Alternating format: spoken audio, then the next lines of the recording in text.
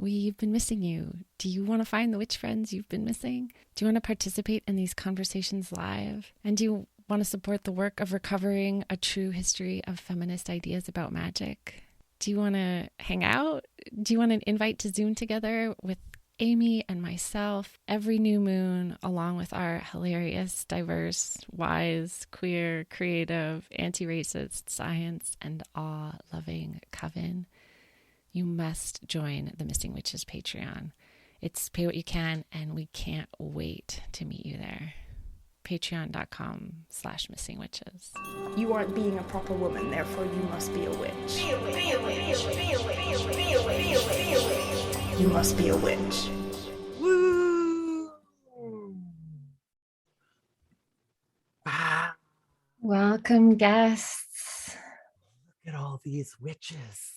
Welcome, witches. Welcome, friends. Welcome, stardust and microbiomes and ferns and whatever else is in your companionship today. Hi, Becky. It's so nice to see you. We were thinking of the last Samhain panel. We were talking recently about how we both carry with us the practice you shared at that last circle. We smell our armpits and feel grounded a little bit. And so thank you. It's not armpits, elbows. Either probably works, right? I'm going to open with a little reading from our book because we wrote a book, and let's fucking celebrate our work, shall we? Humans, all of us, we're proud of all the work you do, and we're honored to get to read when you write and to celebrate your work. And so we're going to try to hold that ember in our hearts for ourselves too and celebrate our own writing. And it's extra celebratory for me today because I get to read Amy's writing about Imbolc. Imbolc is the halfway point between winter solstice and the spring equinox. It's not the new and glorious world of a budding spring, but rather the promise of a new world. Past the point of longest nights, we are still here. We are awakening, opening and adjusting our eyes, inspecting our shrinking shadows, preparing, scratching the dirt, collecting, gathering, building a foundation of what remnants we can find, fueled by our faith that a new dawn is possible. Anticipating the coming melt, we carve paths of least resistance in the snow. We direct the flow. Like most of our pagan sabbats, Imbolc has a modern counterpart. It's Groundhog's Day. And some people will roll their eyes when I say I give gratitude to the moon and sun, but will happily once a year accept that a marmot can both tell the future and communicate their predictions. That is high magic. And I love it for its surreal disruption of the status quo, but also because it's a great metaphor for Imbolc. Time to awaken and thoroughly assess yourself and surroundings before moving forward. Like the groundhog and the fool of the tarot, we must balance our curiosity with critical thinking. And approaching the end of hibernation with our reserves dwindling, we must begin to plan for the future. Using critical awareness and hindsight to make preparations is a major theme for Imbolc. Imbolc is a time to recognize that what we keep from last year, we will carry into the next. At Imbolc, witches take stock, both literally and metaphorically. So let's check in.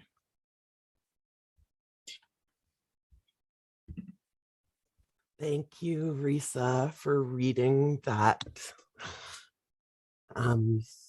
We had a guest recently and Risa read some of her work, and it was the first time someone had read her work to her.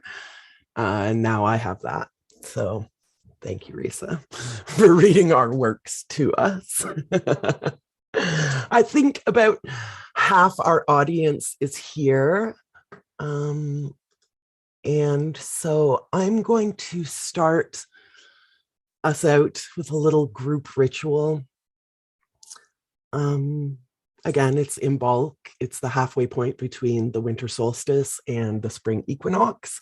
And so for me, this is always the point when I get a little tired of the dark and I need a reminder of the good things about darkness and how the darkness allows us to see points of light. So in Welcoming the Darkness, those of you who are comfortable doing so, I would ask that you close your eyes and keep them closed until I ask you to open them. And let's take a deep breath together as our eyes adjust to the darkness.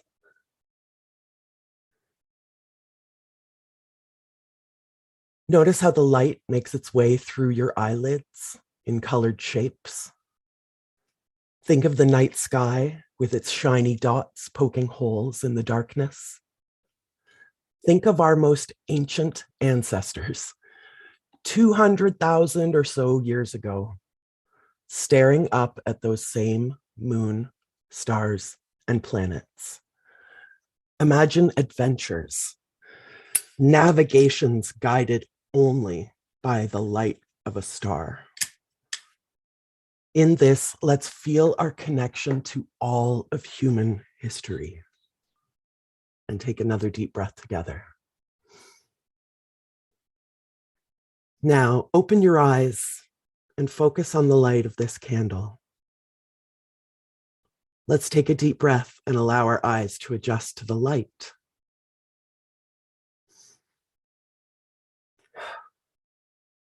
Think of Harriet Tubman following the North Star to freedom.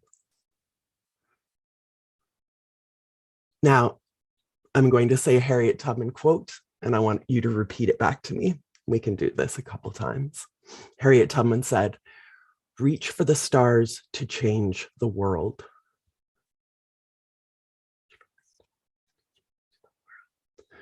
Reach for the stars to change the world. Reach for the stars to change the world.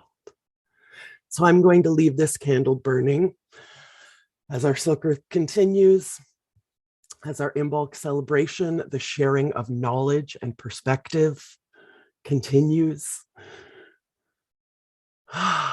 And then when we finish today, we'll blow it out together and conjure the darkness for our own usage.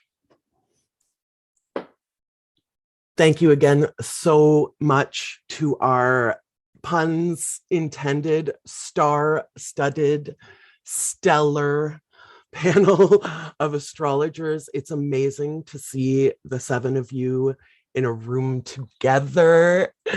So I want you to introduce yourselves. We'll go one at a time so that those panelists who don't know, those audience members who don't know you can get to know you a little bit. And then we'll dive into the meat of my question about astrology and the world that we live in and enchantment and resistance. So I see Alice at the top of my screen. So let's start with Alice. Hi, Alice. Hi. So if you could tell us who you are, what your project is, and how you got into or discovered or fell in love with astrology. Cool. Hello, everyone. Thanks for being here. Happy Lunar New Year. Also, I'm wearing red because of it. I see a few other people are wearing red. I got into astrology years ago, and I was in kind of a hard place. So I was going through a divorce. I had some addiction issues and some other stuff I don't want to get into. So I was just like kind of looking for something to help me understand like what crisis looks like as you're going through it. And I found it through the internet, and this was in like 2014, something like that. And I started talking to people around me about it. And it was a good way to connect to people.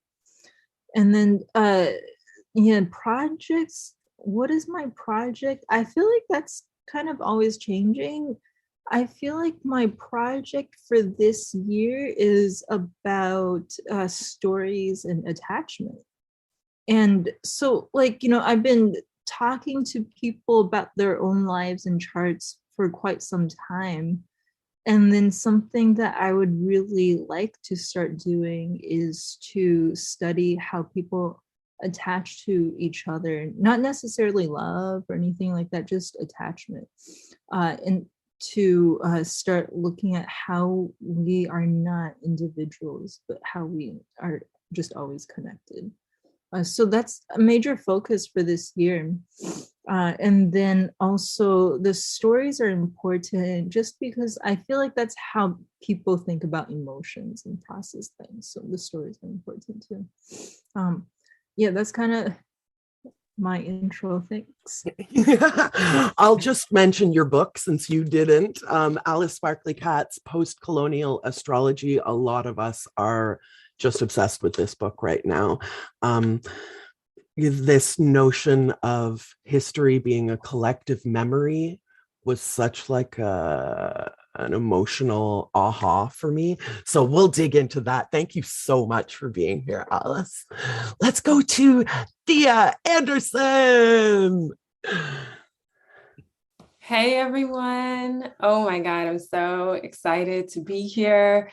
This is star-studded, and not just because of the circle, but because we are all here and we're all made of stars and we're living this life together. And I just want to say that I'm so honored to be here. So my name is Thea. I am an astrologer and a writer, and sometimes those feel like the same thing, or I'm looking at symbols and trying to make meaning or trying to tell a story. And so for me, there's, I do have a lot of Gemini 10th house. So sometimes it feels like I'm working on a lot of different projects, but the project, I always have at least two going, but this year I am really trying to focus on these two and push them out into the world. And one is a research project about just looking at the astrology of bodies that were discovered in Sugar Land, Texas, called the Imperial 95. It's where I'm from, it's where I grew up, and looking at how the astrology tells that story. So I'm really excited to finally get that into the world. I've been with that for about 4 years, I think. And I'm also working on a novel. So those two things must be, that one is in revision. And it's hopefully will also come out at some point. Okay. I came to astrology. I know I'm not answering these in order, but basically it felt like it always had been with me, or that like the world was enchanted somehow. And when I was a kid, I wanted to be an astronaut. I was just like, I'm going to say hi to the stars. And that also could have been because I was from Houston. So NASA was really big. But now I feel like I'm doing that. Now I feel like, I saw Venus as a morning star this morning, and I was like, I'm touching the stars. And so just that journey of bringing it close and drawing it down to us, I think is sort of what always amazes me about this. That was a wonderful introduction. Perfect. Thank you so much. How about Eliza? Hello. Hi. I'm so excited to be here, and I'm so excited to see so many friends, friends and colleagues both. So I am, okay, how I came to astrology, let's start with that.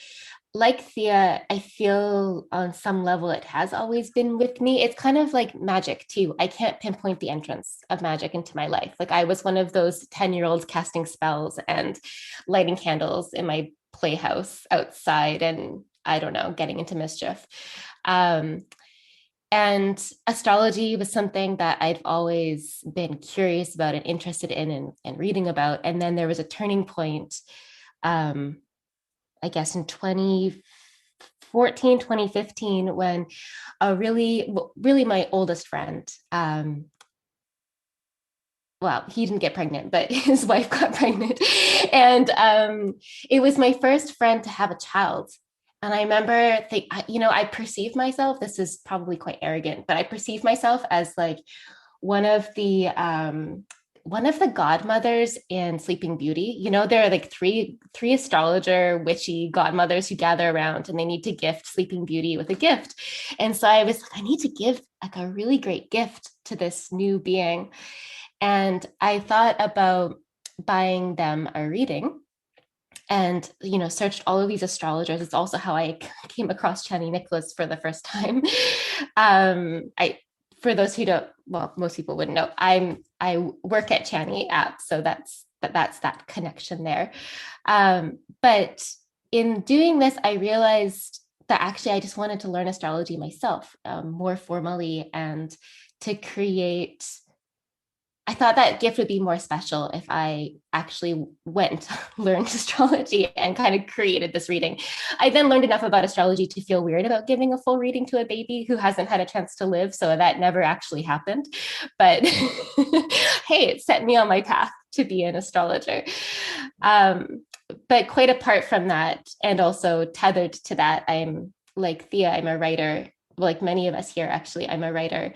And so my path up until that point was through writing, specifically writing fiction. And since then, really, my writing and my astrology have become very entangled. Projects I'm working on include one long book project that's not a novel, it's actually nonfiction. And yeah, it's also something I've been sitting with for a long time, and it's been sitting with me for a long time.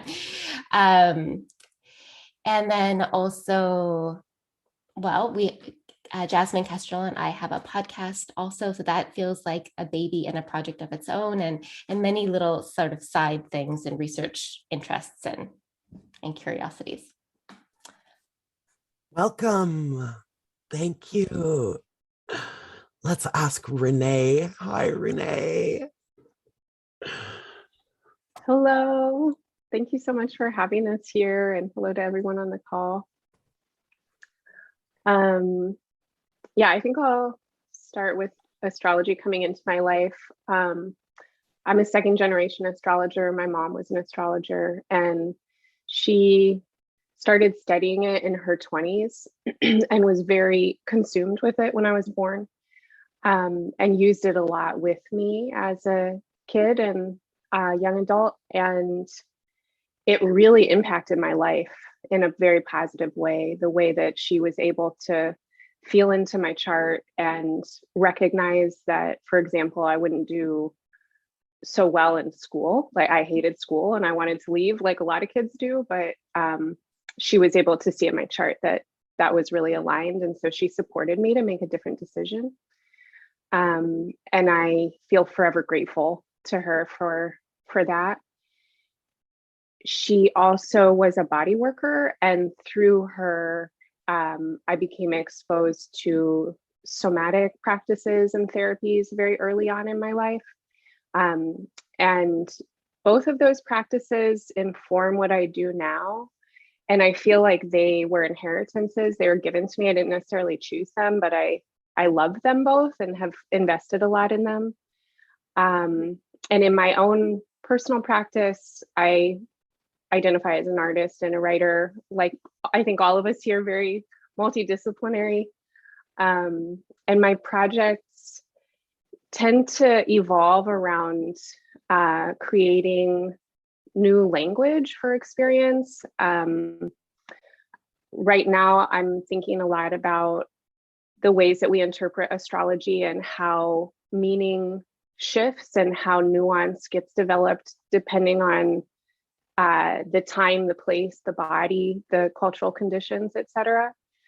And I'm very curious about astrology as an embodied practice and how we can feel the sensation of aspects and then from a first person describe them. So I want to hold space for people to tune in with astrology through their bodies and make their own meanings with it. And thank you for having me here. Happy new moon and happy Imbolc and Lunar New Year. Thank you so much. And you are at Embodied Astrology That's your website, Eliza, Kestrel, and Jasmine. That's Cosmic Tonic, Cosmic with a K. Thea and Alice, I think your websites are your names. But for those of you who are listening and for those of you who are in the audience now, the show notes for this episode will go up tomorrow. So if we talk about a link, if we talk about something, don't worry, you'll be able to click those links tomorrow. Thank you again. Let's say hi to Lolly. Hi, Lolly. Hello, how are you? I'm well, thank you. I'm excited. Thank you so much for having me. I'm so honored to be here. I'm really excited. I'll start with, how did I get into astrology? Well, astrology found me at a really early kind of young age. I was always that kid who would want to collect all the fashion magazines and all the teeny bopper magazines. I'm a Libra sun, so no surprise there. And so I would always be reviewing the horoscopes, and I would start to study them and understand that there were certain words and certain characteristics, certain behavioral patterns that were being highlighted in the horoscopes. And that kind of led me to understand that there's a whole other system outside of the horoscopes, and there's a deeper knowledge of astrology. And so from there, I would just spend lots of days in the library, the public library in Toronto, and just read all the books that I possibly could, and watch all the greats online. And but astrology for me now has changed over the years in so many ways. I feel like there are so many different filters that we can look at astrology from, and in so many different points. So there's medical astrology, there is pregnancy astrology, and there are plenty of mothers, especially now in this stage that we're in, that are also witches and healers and mystics, like ourselves, who are looking to the stars for guidance in many ways.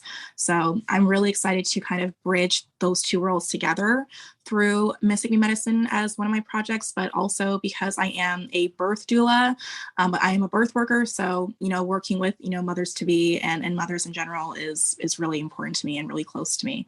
So that is all right now, but, it's a lot of work and it's very spiritual.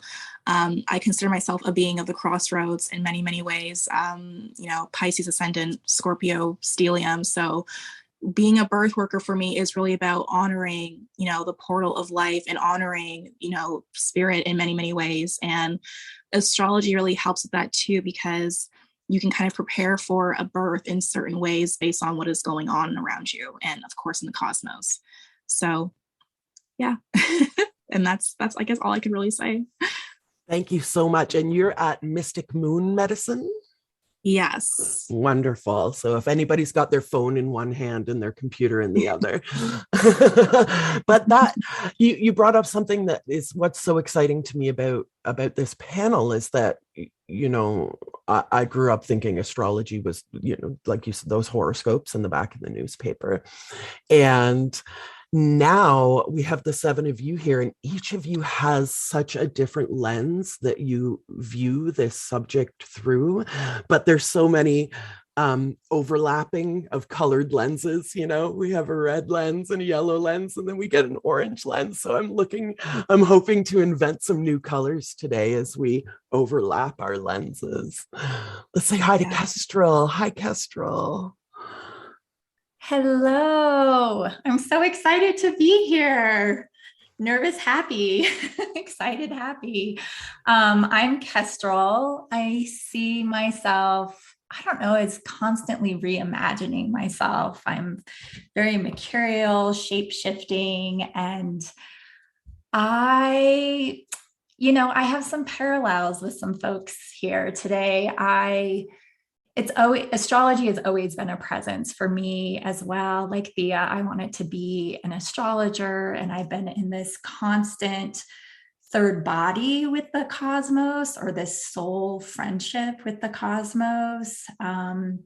Just really in conversation all the time, similar, like Venus is out there this morning and I'm conversing with her, or even dialoguing to say, is that even what you want to be called? I don't know. So that's a big part of who I am, what I'm working on, obviously, with Eliza and Jasmine. I'm part of the Cosmic Tonic podcast, and I feel like we're really trying to reimagine astrology as a part of that dialogue. We bring in, the astrology, but it's also trying to merge therapeutic practices and modalities as well. I'm a psychotherapist, and that's a huge way the astrology actually really started to invigorate me. As I had a client who came to me in 2015 who started utilizing it in our sessions, and I was so compelled in the way that she was able to contextualize her life, and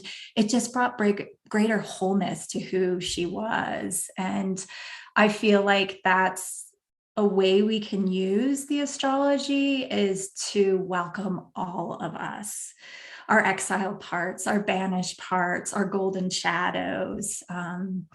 And I am trying to figure that out. I don't know. A lot of people hear that I do astrology and psychotherapy, and it's like this instant attraction, but I'm also here trying to collaborate with you as well, as to what that means. And so I'm constantly intrigued to be speaking with others and how they're doing that, because by no means do I have it figured out. So I'm excited to see what happens as the lenses come together today. And thank you for having me.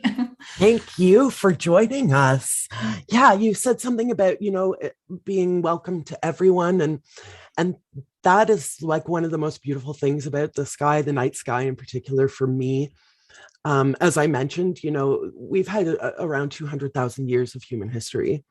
I'm looking at the same moon as, Mrs. 200,000 years ago.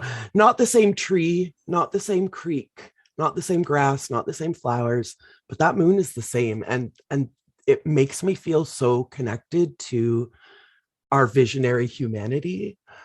That again, probably there are, dozens of people here. I probably know the least about astrology of all of the dozens of people here, but it's something that I'm so excited about expanding my knowledge of and my understanding. So again, thank you for helping me expand my knowledge and understanding.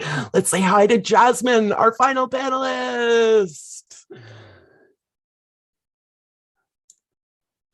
Hi, everyone. Thank you for having me. Amy, I really appreciate your energy. It's keeping me amped and pumped up to be here. I, like most people on this panel, have always been interested in astrology from the time that I was a very small child. I remember reading my horoscopes in various magazines and newspapers and things of that nature.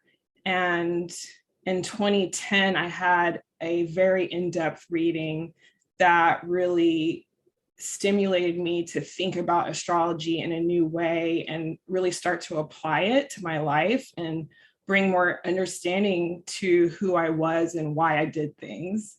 But what really set me on more of a professional trajectory was I adopted my 9-year-old niece in 2014, and I had been estranged from her for 7 years. I didn't know who she was anymore. And I wanted a window. I wanted a way into knowing her personality and what might be the best way to parent her, and also understand myself as a parent. So I took a deep dive and just went at it. And that's what set me that's what set me up for professionally looking into astrology as a career path. Her chart has really helped me parent her. It still does. We utilize it together all the time. And as far as projects are concerned, like Eliza and Kestrel said, we have the podcast. And we are currently we're in the preliminary stages of developing a curriculum for a Counseling the Goddesses course. And I personally am working on a astrological line of teas with a coffee company here in Houston, Texas. So the coffee company is Constellation Coffee Company, for those of you who are interested in Googling it and looking at it. And you'll give us the link for that to put in Sure. our show notes. Yeah, wonderful. I love this, how we we already have a doula and a person who was parented by astrology or an astrologer, and someone who is parenting as an astrologer. I would love to read the book that the three of you write together, like parenting with astrology. Let's come back around to that, because I want to start by playing the part of the skeptic. And I will allow any of you who feel most vehemently about it to answer first. You can raise a hand or just dive in with your shouts. But like, how the fuck can the stars tell us anything about our lives, our personalities, our history, who we are as people? Like, come on, how is this even possible?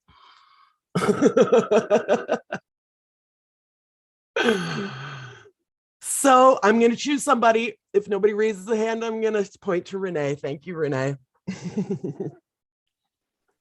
I mean, one thing that I think about a lot is how the planets function in space. If there were only one body in space, we would be able to predict how that body would behave. But as soon as you have more than one, you have a chaotic system. And there are so many variables in terms of magnetism, energy, and the ways that bodies influence each other. So to consider that our physical bodies, our cellular bodies, live on a living planet in living space, space that is full, not empty, and full of so much, constantly influencing each other. I find it surprising that it seems so out of the realm of possibility for many to imagine that astrology wouldn't affect us. And even looking at the moon's pull on the waters of the earth, and the way that the tide shift at the new moon and the full moon, on a physiological level, our cells are doing the same thing. So that would be one of my answers, I think. Thanks for asking that. Yeah. I mean, I have my own ideas about this, but certainly, like I said, astrology is my weak suit if life were a game of cards. But I just, Zora Neale Hurston said in her own autobiography, time and place have had their say. And to me, that makes sense, that time and place will have their say.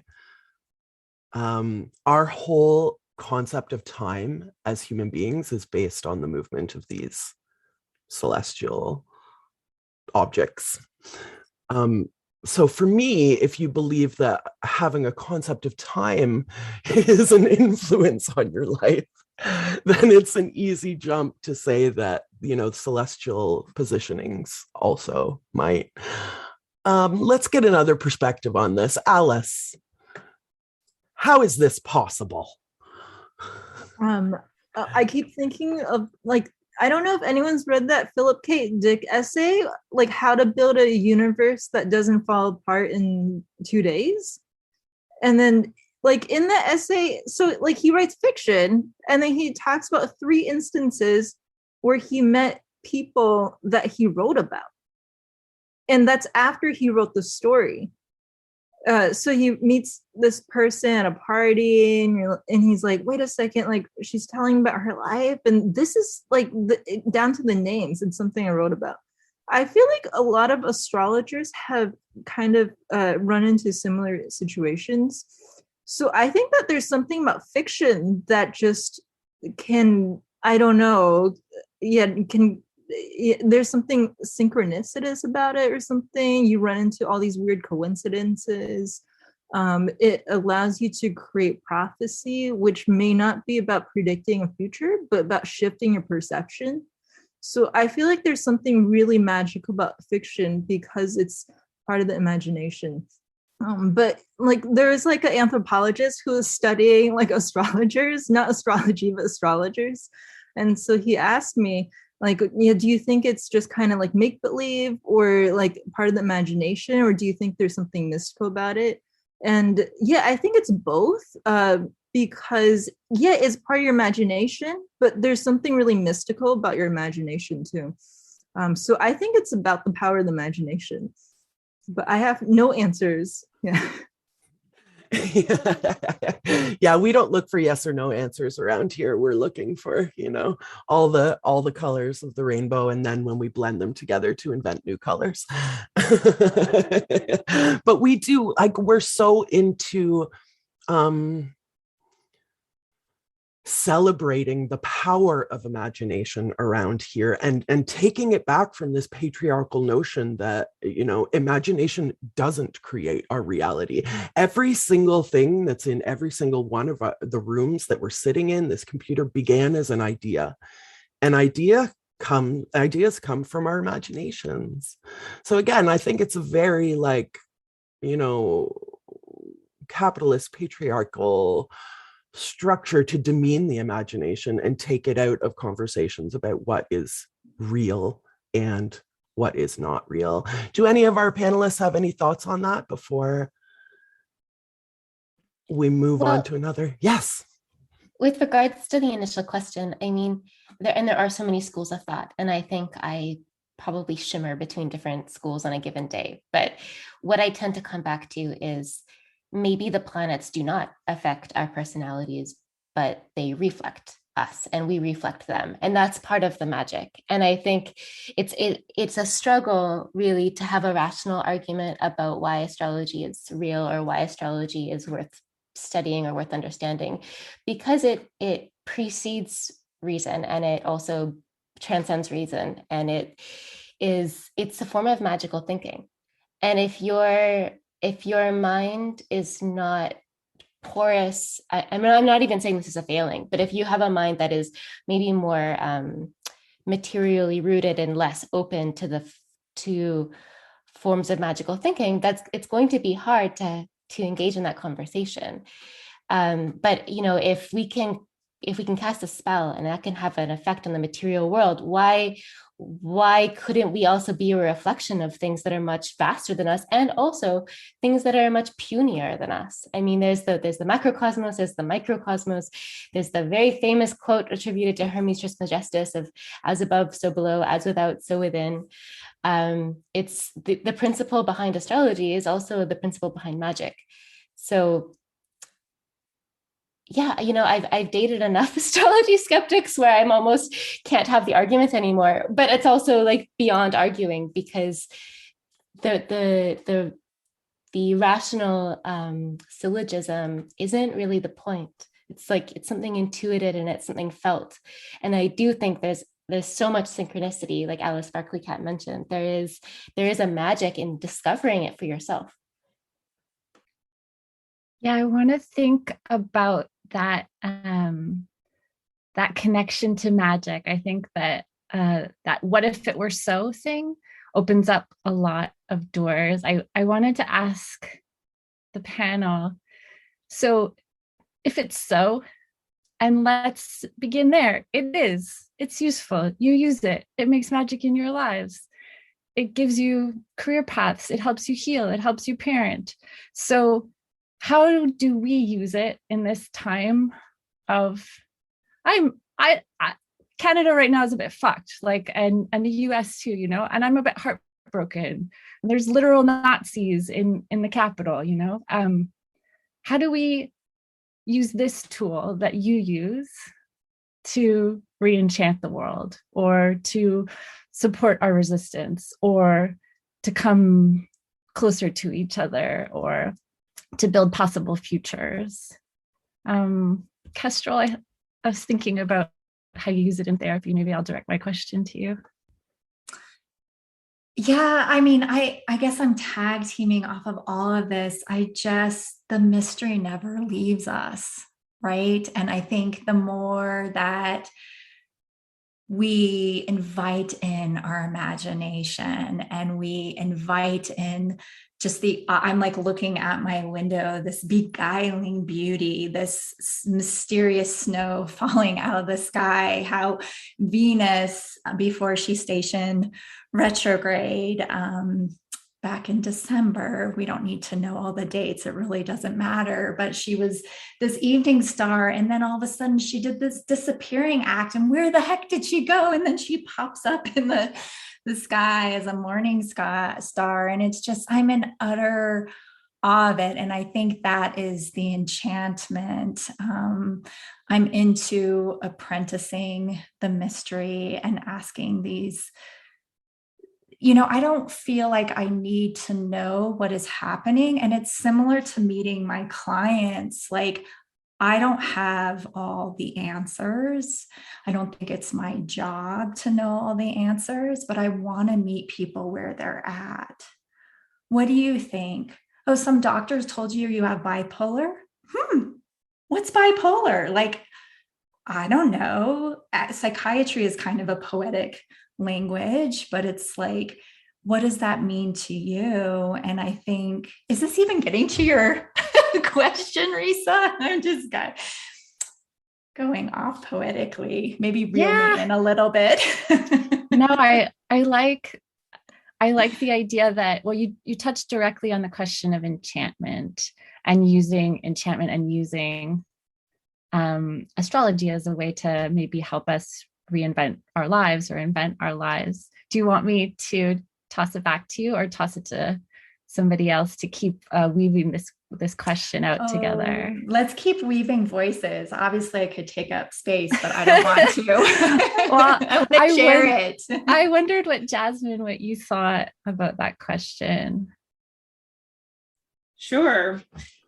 I think the biggest thing anyone can do for themselves is really get to know their own chart and be able to define how the archetypes show up for you personally and how you can navigate them, how you can use them, how you understand the different polarities in your chart to understand yourself and how you interact and engage with the world. And I really feel like it starts with the self. And once you understand that, you're able to help others. You're able to understand where your opportunities for growth are. You're able to understand where you might need help from other people. And I just find that, I know probably everyone on this panel that's an astrologer, that's how they learned, is by studying their own chart. And that's typically what we look at when we're, navigating our everyday lives, is our own charts and how the transits of the sky are affecting us. And then we're able to understand what's going on outside of us in a much better way. So that's my personal opinion and advice. Sia, what do you think about taking that power of understanding ourselves, really understanding ourselves, and in this profound way that I think astrology can give you access to, and you're applying that to investigating bodies, investigating stories in the past? Can that help us understand more about the world and answer these bigger questions, these stories that exceed the archive? Yes. I mean, listen, like, the past is enchanted. And I think if we're talking about how do we enchant resistance, it's like the fact of moving into a space of enchantment puts me in the resistance. It puts me in a place of power. And the system is very interested, whether that's through educating us in falsehoods, eliminating imagination from curriculum, rewriting the past to suit capitalist agendas, that the moment that I can look at something, if it's from an astrological lens or a magical lens or an imaginative lens, I feel like so much opens up. And that opening up allows me, I'm still scared every day. I have children, I have brothers, Black men in the world. It feels scary. But when I move into a place of enchantment, I feel like there's action there, and that I can align my action from a place of love, because I love this world. I love what I get to do. I love that I get to witness people in their magical states. And I think in terms of investigating things that there's sort of an uncovering and an excavation and putting into the archive newness. And that to me is a form of resistance. Yeah, we use those terms, enchantment and resistance. We have to be working against a system of, exclusion and racism and all of those things, but we also need to be working toward a world that we want to live in. And so I think if we think of resistance and enchantment as a binary, we're again looking for that space in between where the actions, like you're talking about, Thea, where your work of enchantment is an act of resistance. And that's the sweet spot that I think we're all looking for. Lolly, can you speak to that? Yes, absolutely. I think that when it comes to resistance and working together to overcome these systems and build a better, bigger world, it starts with understanding our position in the revolution, because not everyone's position is the same. And sometimes we learn that through trials and tribulations, and that's totally fine, because at the end of the day, our intention is to be there with one another and support one another. But through astrology, we can understand our strengths, our opportunities, our shadow aspects, and understanding ourselves in that way, and using those strengths and elevating those opportunities for resistance. So, for example, for myself, I know that my position in the revolution is not to be potentially always outside going to these marches. I'm a very sensitive being, but I also have a lot of strong juju per se in my veins. I'm a Jamaican Black Canadian woman, so resistance is literally in my bloodline. It's all I know. So I might not be on the street marching, but you best believe, that machete is being anointed with fireweed or all protection oil under the aspect of Saturn squaring off to Uranus, and working with the elements that I have from my ancestral lineage and using that magic that I have, which I've studied through astrology. Other people's space of resistance might be on the front lines because they have different aspects and different strengths, and that's totally fine. But when we come together to understand our position in the revolution and come together to understand how astrologically these events are taking place.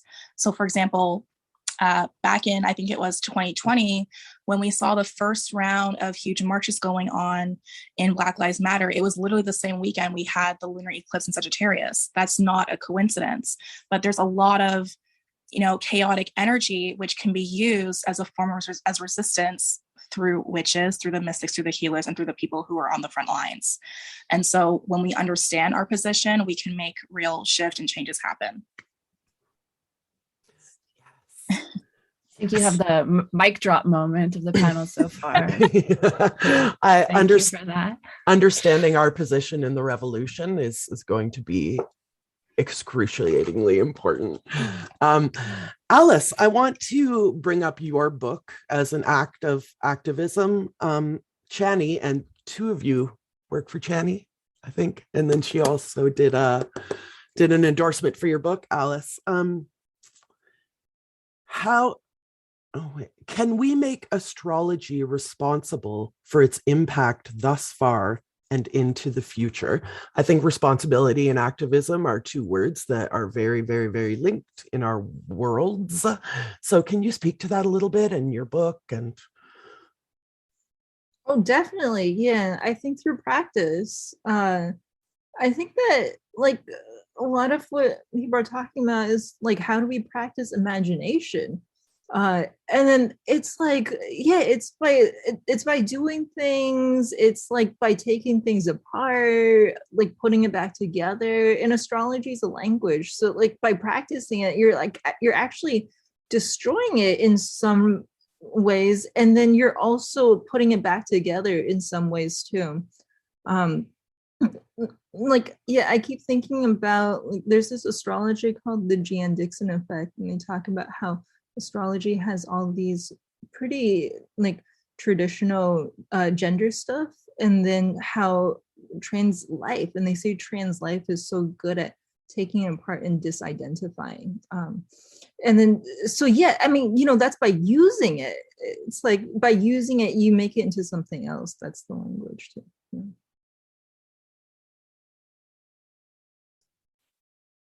Yes, you say in your book there are problems within astrology. Where does one's gender identity fit into gendered binaries of Venus and Mars, and so on and so forth? So, there are so many of you that could respond to this question, but I want to turn to Thea. How did your charting of Harriet Tubman help you to understand her legacy and her activism?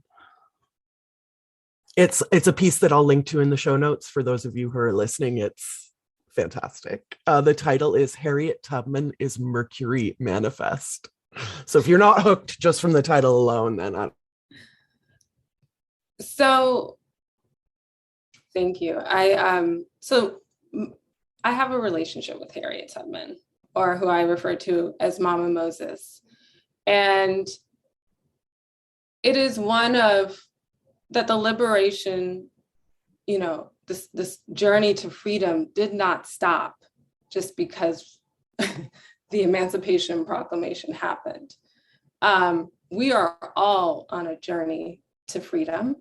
Her last words were like, I go to prepare a place for you. And like, can I even?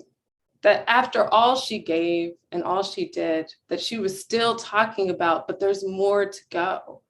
And so what she did on this, I feel like in studying her acts, right? This is how we bring the magic down. We have to, as Renee would say, embody it, or we have to act it out, and it's got to be lived, is that she was a boss. She was like relaying information.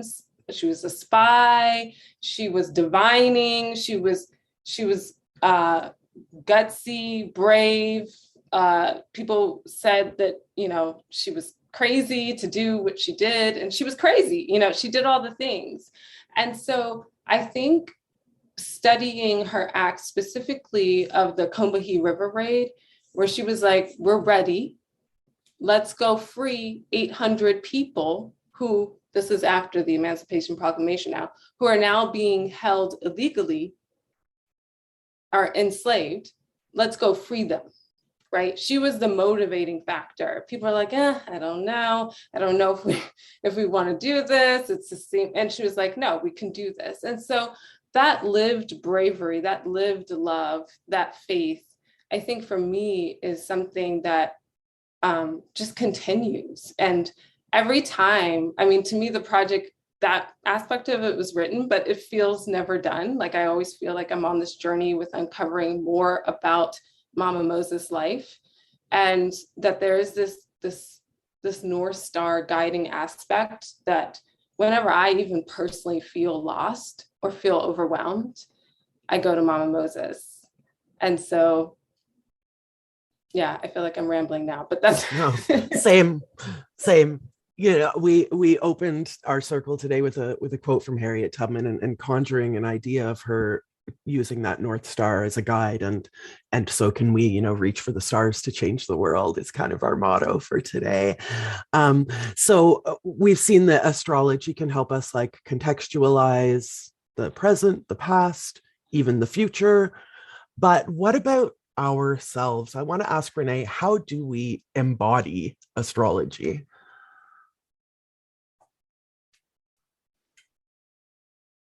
I think one of the gifts of astrology is the echo in it, and that probably everyone here who's practicing astrology for sure loves it for this reason, that there are so many narratives in the world telling us who we should be.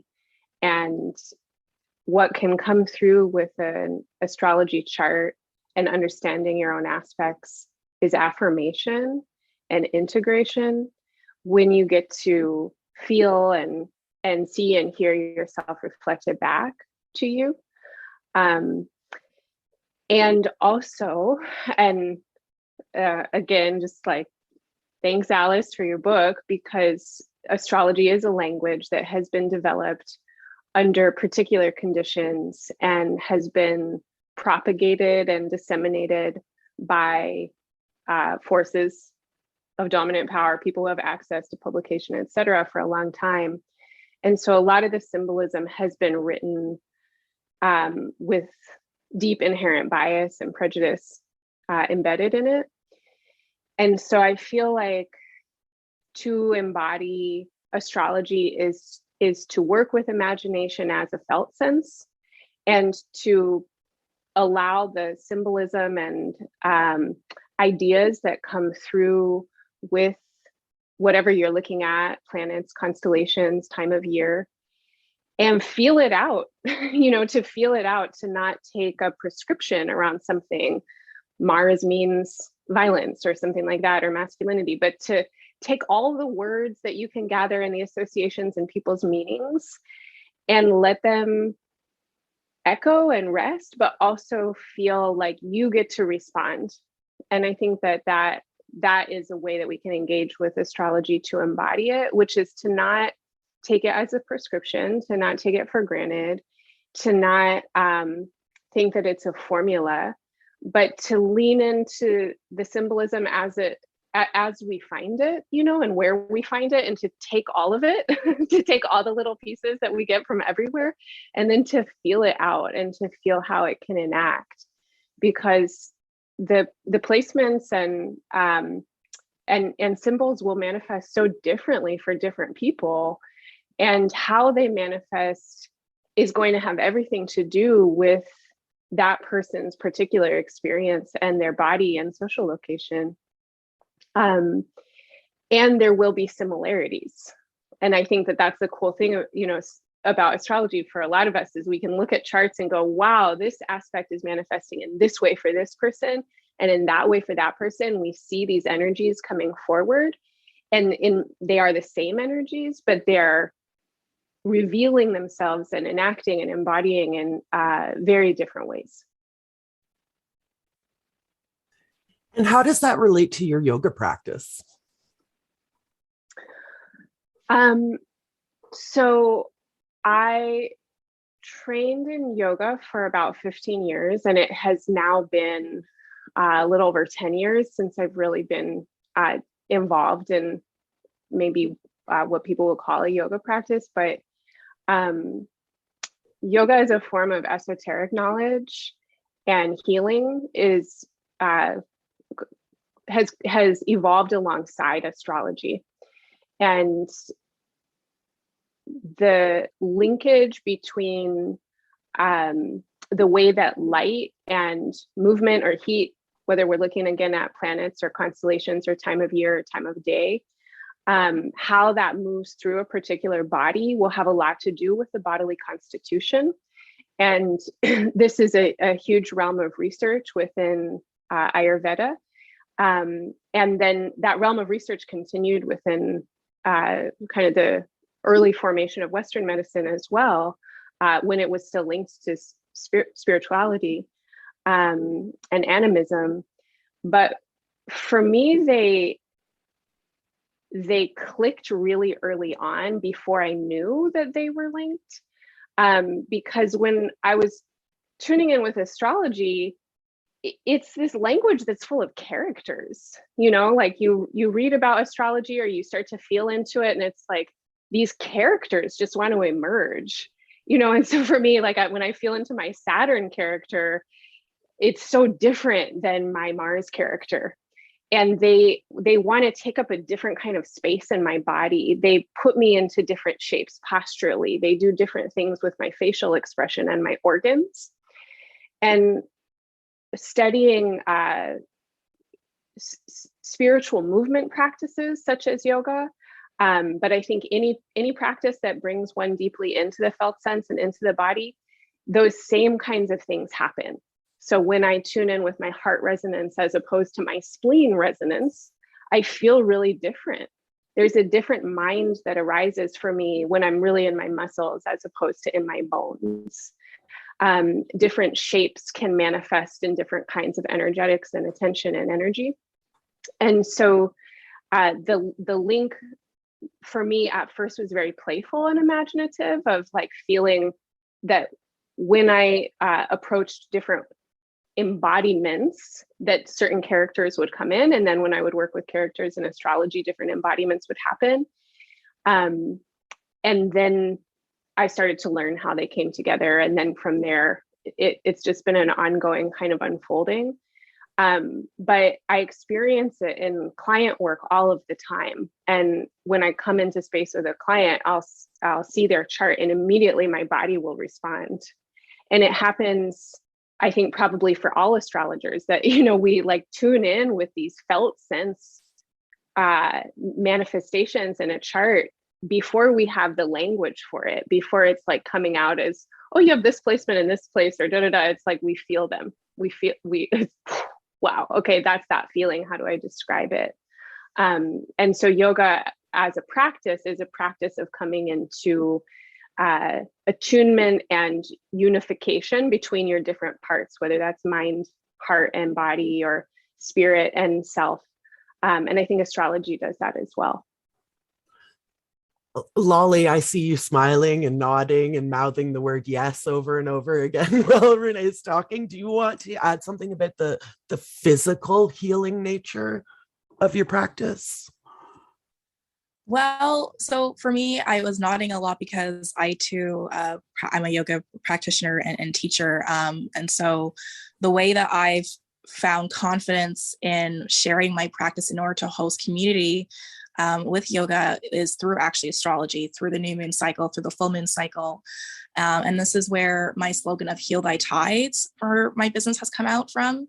And so when I think about, the physical body in astrology, I feel as though, looking at certain aspects and the planetary shifts, we can really understand where we're feeling more either aches or pains or freeing of self in the body in that way. And the idea of channeling these different characters, I definitely feel that resonates so deeply, because when I'm practicing yoga, I'm definitely channeling that Mars and Leo that I carry versus, the Venus and Scorpio that comes out for, speaking and channeling. So when it comes to the physical healing, I think that astrology really allows you to channel those different characters, and especially when we're talking about like Chiron, for example, or Chiron placement, which many will call the wounded warrior and the wounded healer, is also a place of where we can really conjure our medicine and understand that medicine can be applied to us as well. And we can really channel that healing through physical movement, through breath work, right? Through meditation even, and connecting to the three selves in that way, in those practices. So, yeah. I think it's amazing that we've already, with a panel of astrologers, we've talked about intellectual healing and societal healing and physical healing and emotional healing.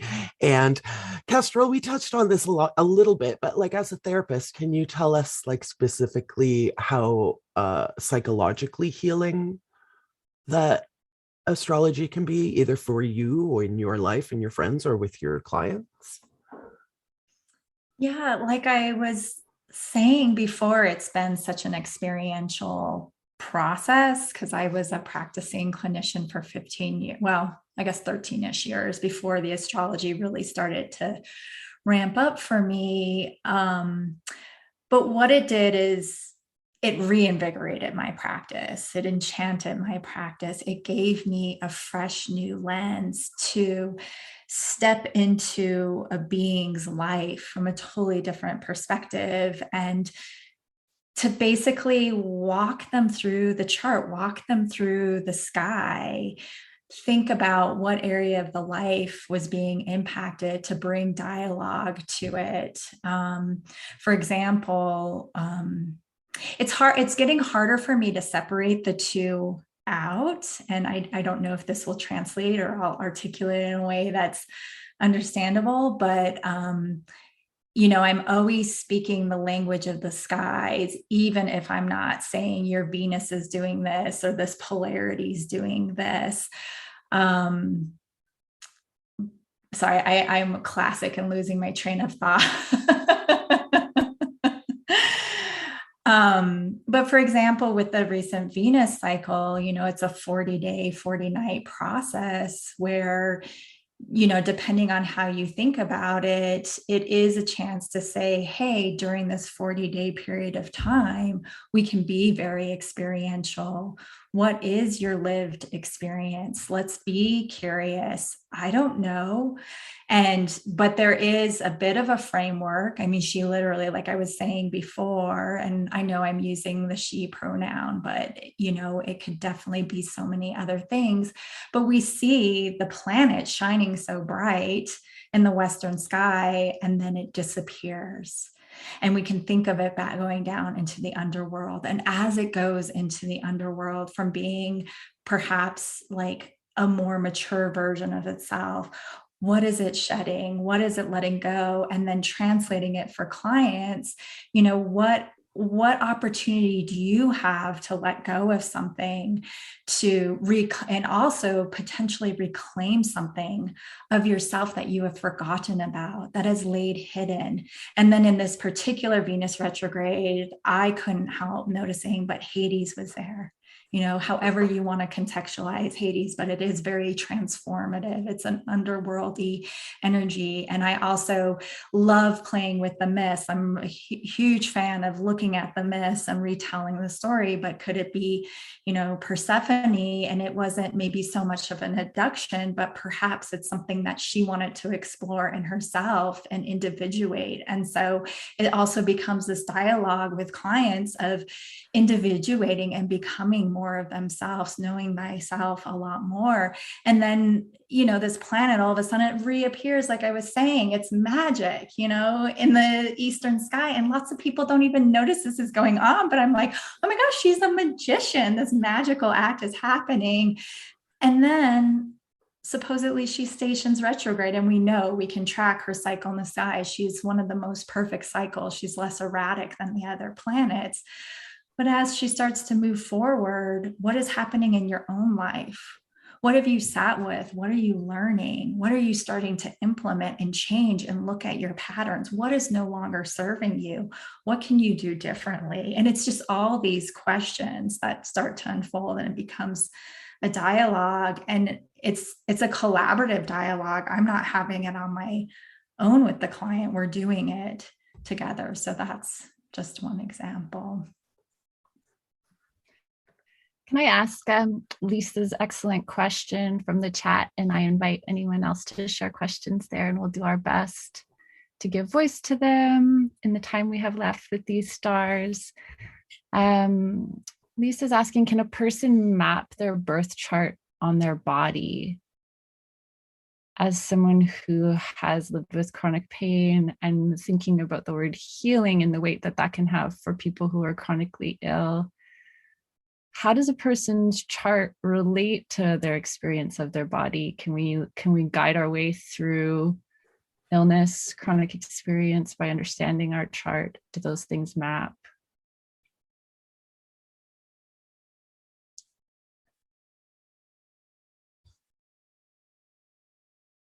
Jasmine, do you have any thoughts? I know you were talking about the individual experience earlier, and I just want to hear more from you generally. So if you want to address it and then just tell us more what you've been thinking. I can speak from personal experience.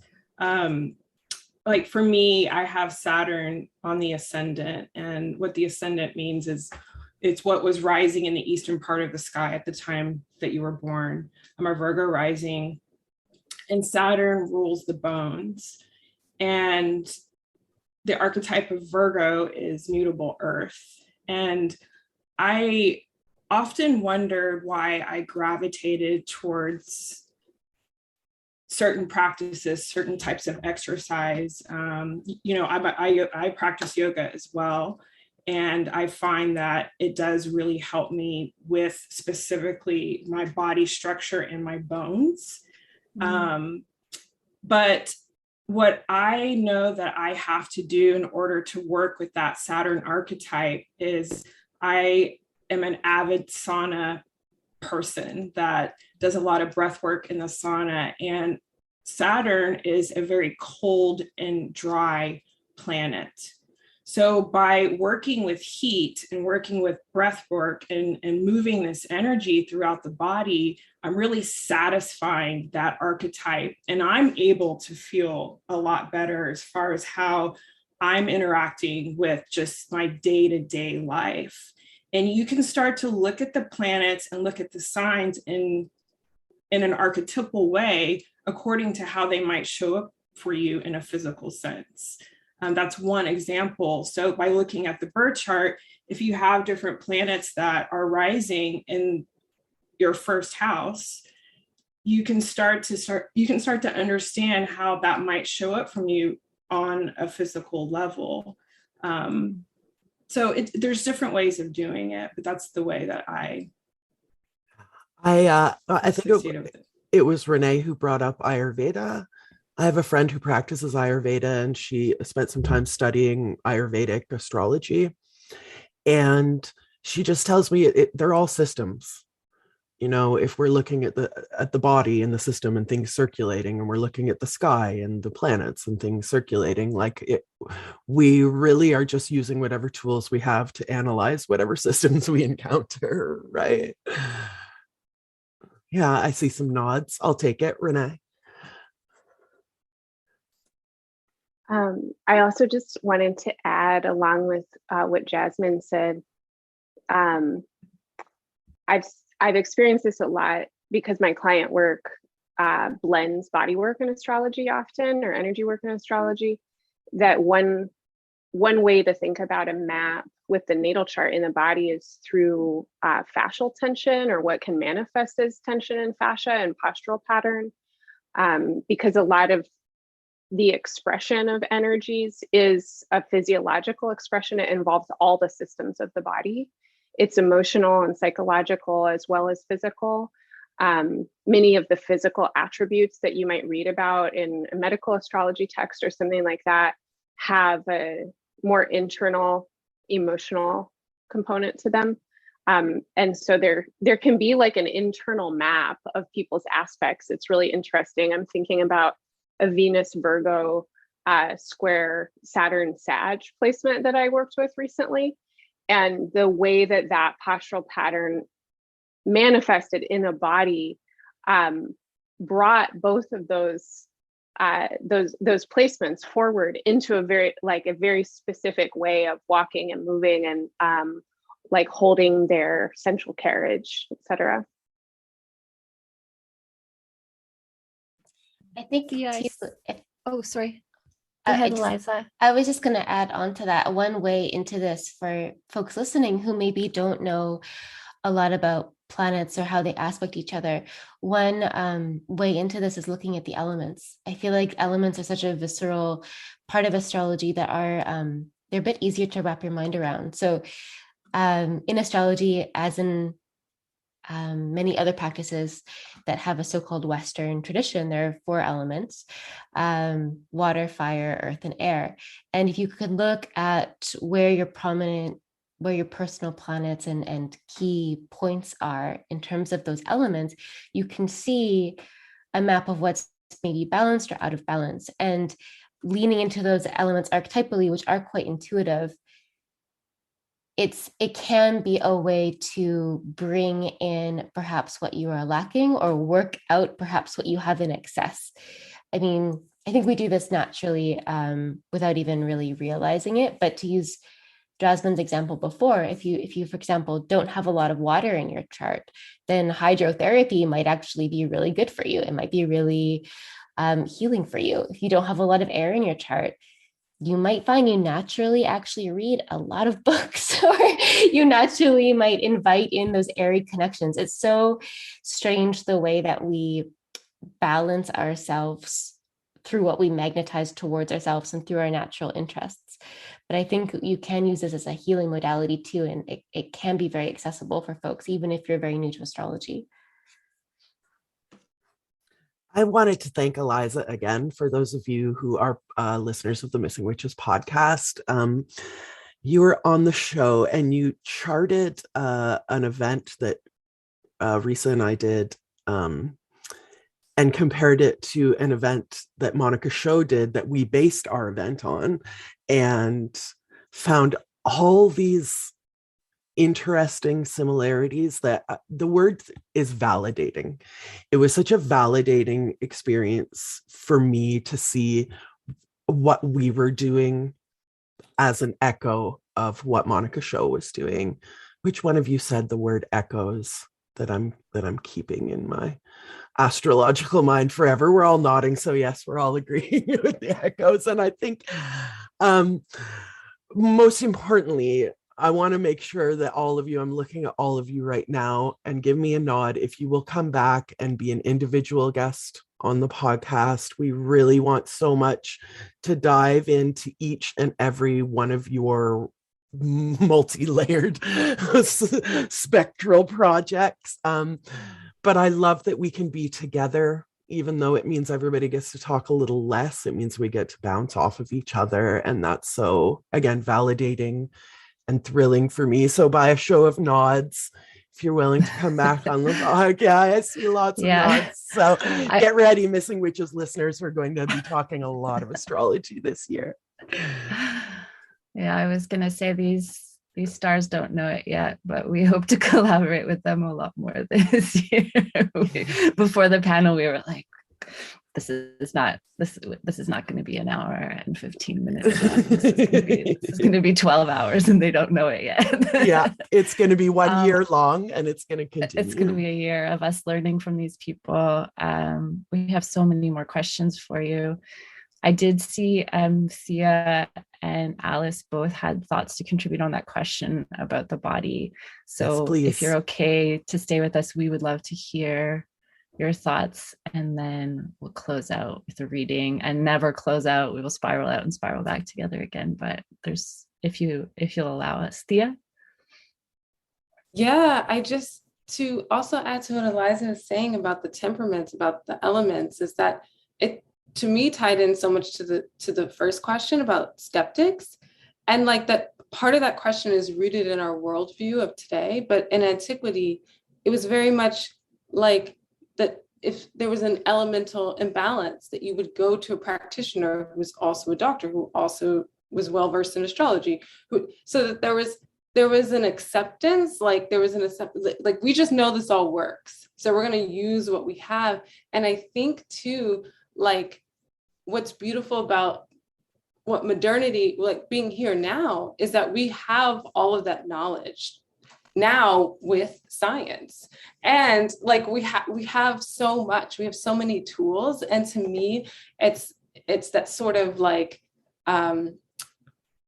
being able to bring balance, that ancient notion of bringing balance, or when things are out of balance, that really you can enter, if you want to enter astrology that way as well, that you can kind of work to see how it maps onto your body based on transits that are even happening, based on, Saturn going over your sun, or just like something like that feels like it's bringing about something chronic. You can engage with it that way. And that's also another way to get to know it. I mean, even just thinking about how, one of my children has like a chronic thing that constantly reoccurs, and the ruler of her first is right next to Pluto. And it's just like this constant sort of cyclical, episodic thing that's always happening in her, and just seeing how that manifests in their chart as well.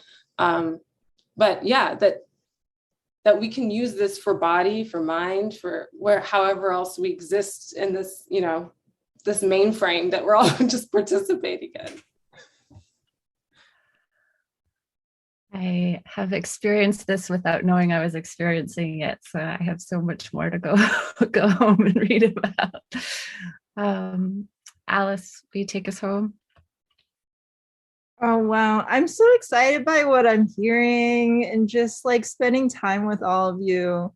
I just had something really quick to share, and it's just a short story. I'm still in relationship with these senior citizens that I've stopped doing like more formal work with. And they're really interested in their bodies, and especially they're really interested in how to feel pleasure in their bodies too. And one really simple thing that we did, because I would talk to them about astrology all the time, And like one really simple thing that we did was we made like a clock, like a self-care clock. And that was related to the 5 organs, which are connected to the 5 planets, like not the sun and moon, the 5 planets. And, you know, it's like, I mean, you know, we ended up making it like a sundial. So then they can put it outside and just see the shadow go around. So then they can know, oh yeah, it's kidney time to drink some water or something like that. So that's just a simple thing that you can do to map the astrology to your body. I know that's a really direct answer to the question. I love it so much. I'm going to do that with my daughter. She's going to love that. That's amazing. Thank you so much for everything you've given us in this brief moment, this window in time together. And thank you so much for your work. You are out there helping us figure out what healing even fucking is, for the world and for ourselves. And I will take pieces that you each gave today and give myself strength and use it in my work. So yes. Very personally, thank you. I've been touched by all of your writing as an individual. I know everyone who's on this panel was touched by this moment together. Amy, do you want to say closing words and thank you? And then I'll close this out with a blessing and a reading, which we're taking directly from Alice Sparkley Catt's Postcolonial Astrology. Yes. So before the reading, I actually wanted to reintroduce the candle. I want to read you all a quote from Lolly Moon, with your permission. I read this and I'll just read it. The only possibilities you're aware of are the ones that exist in your mind. Leave space for the possibilities that you don't know exist. This is where new opportunities are birthed.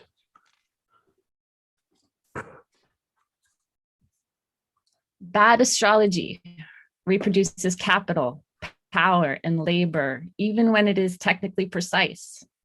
You can track every midpoint, declination, or zodiacal release period and still do bad astrology when you do not challenge the conditions of capital, power, and labor that capitalist racial patriarchy accepts to be true, real, or inevitable.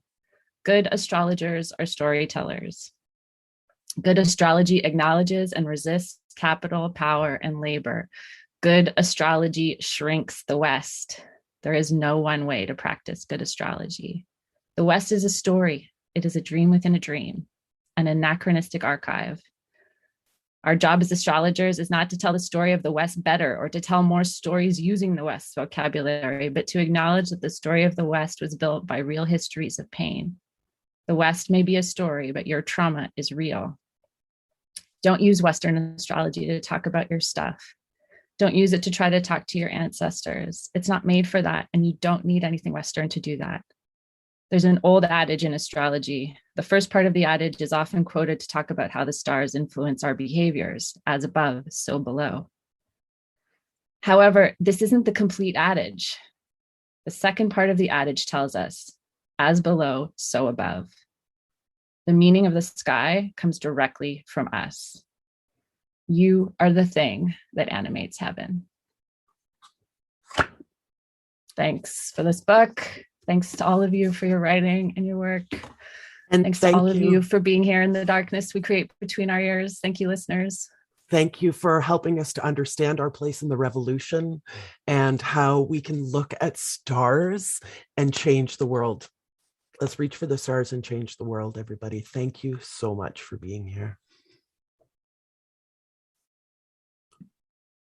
Yay, we're wrapped.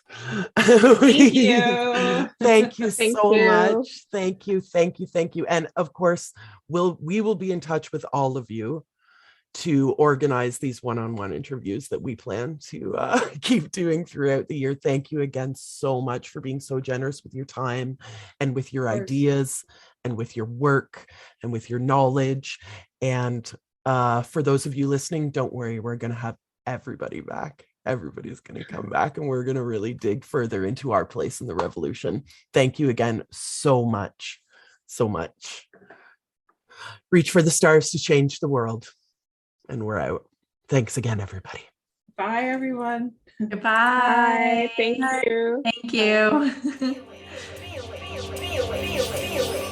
You must be a witch. The Missing Witches podcast is brought to you by the Missing Witches Coven. Join us right now on patreon.com/missingwitches. Blessed fucking be.